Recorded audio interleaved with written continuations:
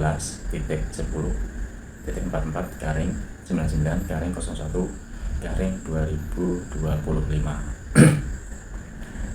Penegasan posisi perangkat perkumpulan Nahdlatul Ulama. Kepada yang terhormat 1. Pengurus wilayah Nahdlatul Ulama se-Indonesia. 2. Pengurus cabang Nahdlatul Ulama se-Indonesia di tempat. Bismillahirrahmanirrahim. Teriring doa serta salam, semoga Allah Subhanahu wa Ta'ala senantiasa memberikan bimbingan dan pertolongan kepada kita. Amin. Sebagai bagian dari konsolidasi, struktur, dan tata kelola di lingkungan Nahdlatul Ulama, pengurus besar Nahdlatul Ulama PBNU dengan ini menyampaikan beberapa hal sebagai berikut. 1.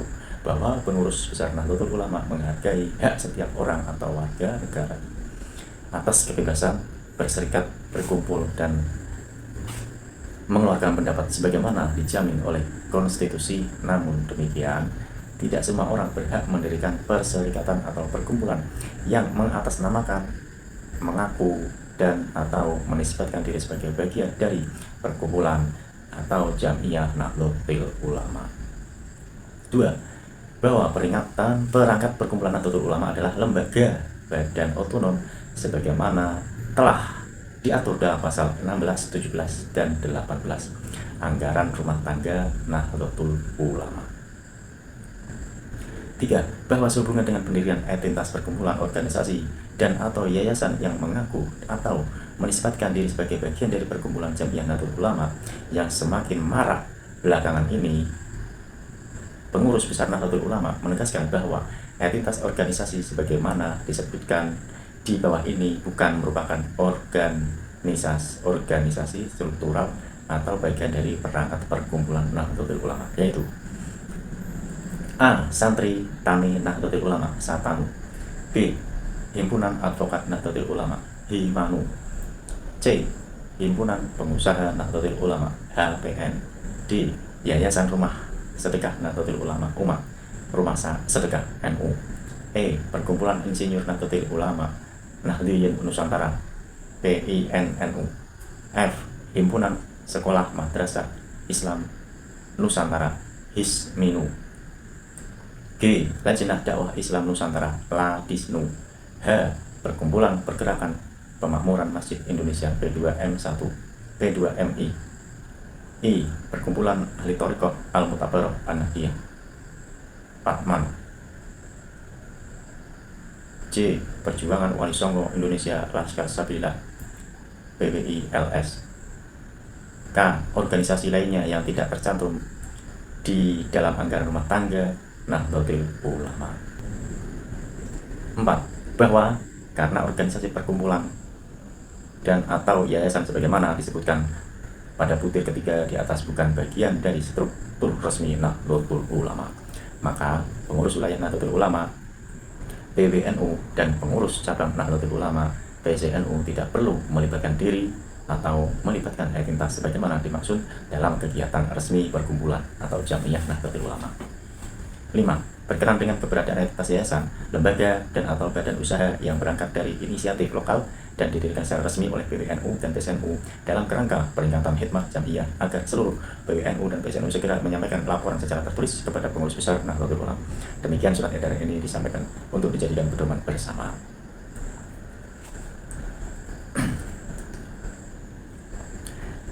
Tembusan Rais Am Pengurus Besar Nahdlatul Ulama sebagai laporan. 2. Ketua Umum Pengurus Besar Nahdlatul Ulama.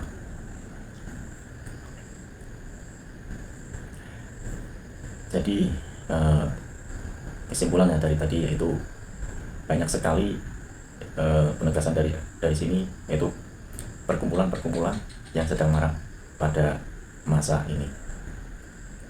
Perlu diketahui bahwa 1. Pengurus besar Nahdlatul Ulama menghargai hak setiap orang atau warga negara atas kebebasan berserikat, berkumpul, dan mengeluarkan pendapat sebagaimana dijamin oleh konstitusi. Namun demikian, tidak semua orang berhak mendirikan perserikatan atau perkumpulan yang mengatasnamakan, mengaku, dan menisbatkan diri sebagai bagian dari perkumpulan atau Jam'iyah Nahdlatul Ulama. 1. Undang-Undang Dasar 1945 pasal 28 C, E, dan F terlampir. 2. Undang-Undang Nomor 39 Tahun 1999 pasal 24 dan pasal 25. Karena NU sudah menjadi organisasi resmi, maka tidak sembarang orang berhak untuk menisbatkan diri sebagai bagian dari Jamiah Nahdlatul Ulama. 4. Statement tersebut benar adanya, namun sebagaimana fakta di lapangan, yang disebut NU adalah mereka yang mengaku dirinya sebagai Nahdliyin wa Nahdliyat yang tidak dihalangi oleh suku ras, kelas sosial, kelas ekonomi, maupun kelas pendidikan. 5. Lalu, secara fakta, NU dibagi menjadi dua, yaitu NU struktural dan NU kultural. A. NU kultural adalah warga Nahdliyin yang bergabung dalam Jamiah Perkumpulan Nahdlatul Ulama di bawah pimpinan PBNU dan jajarannya hingga tingkat ranting atau anak ranting, bisa masuk sebagai anggota atau pengurusnya baik di NU-nya sendiri maupun di banom-banomnya. B. NU kultural adalah mereka yang menjalankan amaliyah NU dan mengaku diri sebagai warga NU, tetapi tidak bergabung dengan NU sebagai sebuah organisasi massa. Jumlah golongan ini diperkirakan malah lebih besar daripada NU struktural. Menurut Lingkar Survei Indonesia Penduduk Indonesia pada tahun 2023, yang mengaku sebagai NU ada 56,9% dari total komunitas utama umat Islam di Indonesia. Tentu saja yang dimaksud di sini adalah NU secara kultural, bukan NU secara struktural. Dan patut diingat bahwa NU kultural ini lebih bebas karena seringkali tidak merasa terikat secara psikologi dengan PBNU dan jajarannya, namun merasa terikat dengan kiai lokal, kiai kampung, ustadz atau agamawan lokal yang langsung bersinggungan dan membimbingnya. Jika tidak percaya, silakan tanya secara acak pada orang yang mengaku diri sebagai orang NU. Siapa Rois NU saat ini? Siapa ketum PBNU saat ini? Juga ketua Tanfidiyah baik PBNU, PSNU, MWC, NU, hingga ranting NU. Pastikan mayoritas tidak dapat menjawab dengan benar. Mengapa? Jawabannya sudah seperti atas, karena secara psikologi mereka tidak merasa terikat dengan pengurus struktural.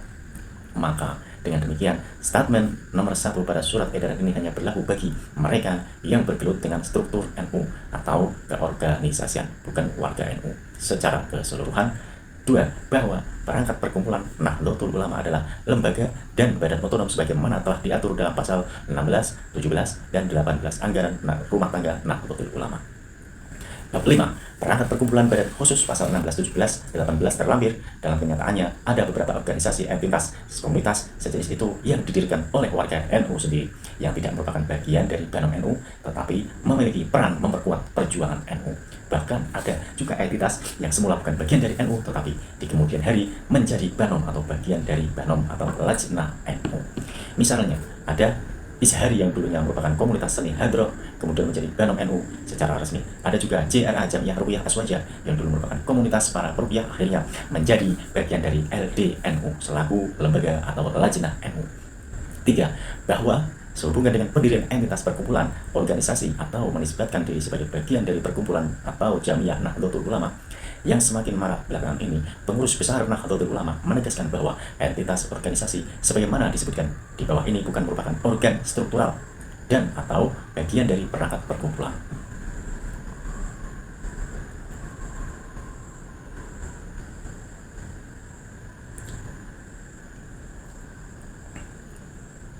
Pengurus besar Nahdlatul Ulama menegaskan bahwa entitas organisasi sebagaimana disebutkan di bawah ini bukan merupakan organ struktural dan atau bagian dari perangkat perkumpulan Nahdlatul Ulama, yaitu A.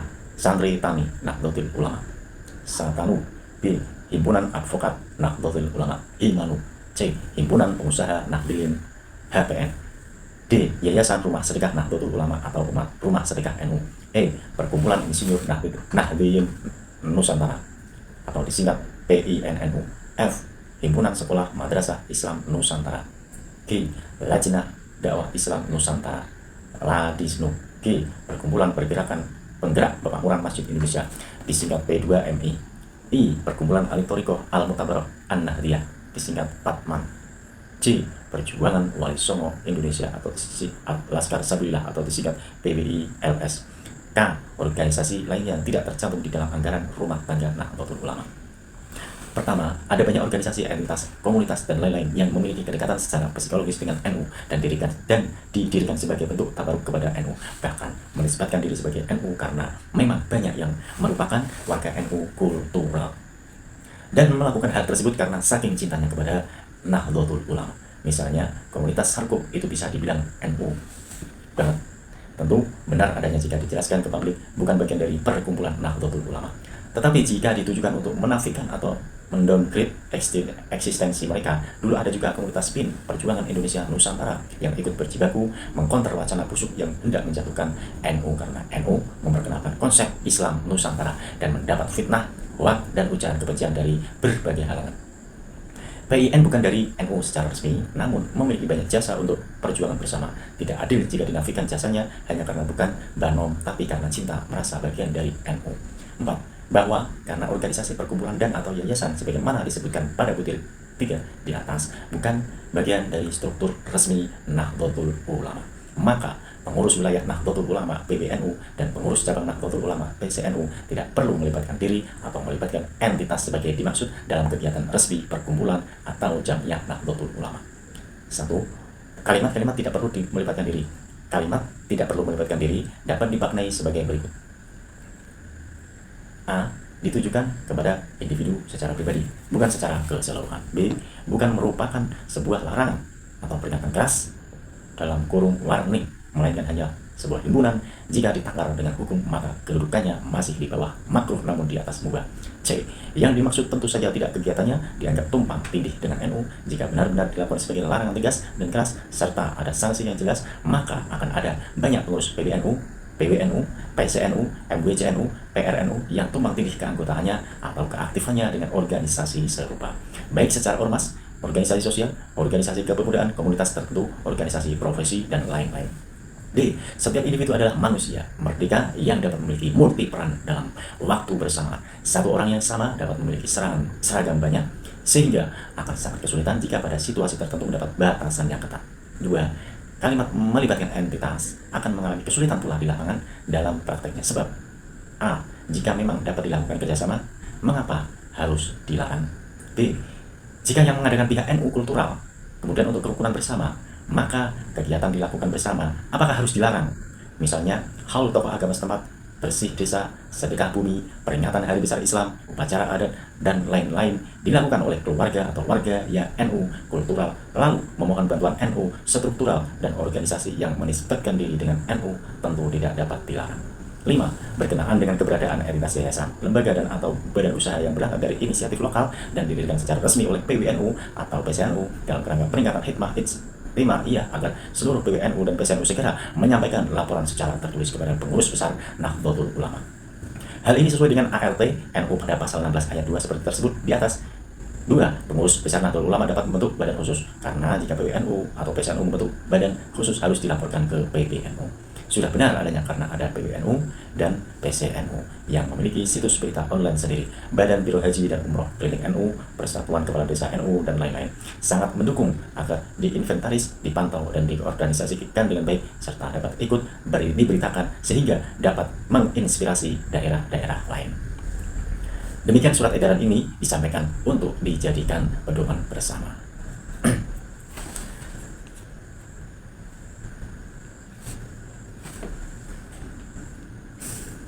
Baiklah, tadi yang menyangkut masalah pasal 28E, 1. Hak memeluk agama dan beribadah menurut agamanya, memilih pendidikan dan pengajaran, memilih pekerjaan, memilih kewarganegaraan, memilih tempat tinggal di wilayah negara, dan meninggalkan serta berhak kembali. 2. Hak atas kebebasan meyakini kepercayaan, menyatakan pikiran, sikap sesuai dengan hati nuraninya. 3. Hak atas kebebasan bersikap, berkumpul, dan mengeluarkan pendapat. Pasal 28F, hak berkomunikasi dan memperoleh informasi untuk mengembangkan pribadi dan lingkungan sosialnya, serta hak mencari, memperoleh, memakai, memiliki, menyimpan, mengolah, dan menyampaikan informasi dengan menggunakan segala jenis saluran yang tersedia.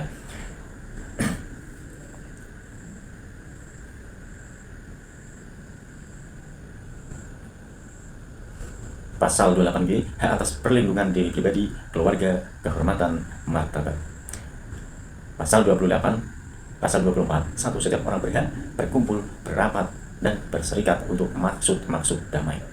2. Setiap warga negara atau kelompok masyarakat berhak mendirikan partai politik, lembaga swadaya masyarakat, atau organisasi lainnya untuk berperan serta dalam jalannya pemerintahan dan penyelenggaraan negara sejalan dengan tuntutan perlindungan, penegakan, dan pemajuan hak asasi manusia sesuai dengan ketentuan peraturan perundang-undangan. Pasal 25. Setiap orang berhak untuk menyampaikan pendapat di muka umum, termasuk hak untuk mogok sesuai dengan ketentuan peraturan perundang-undangan.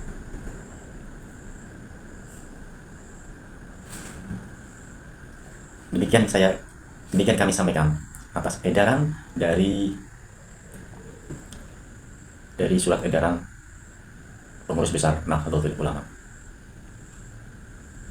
Sekian, terima kasih dari saya. Wabillahi taufiq wal hidayah. Wassalamualaikum warahmatullahi wabarakatuh.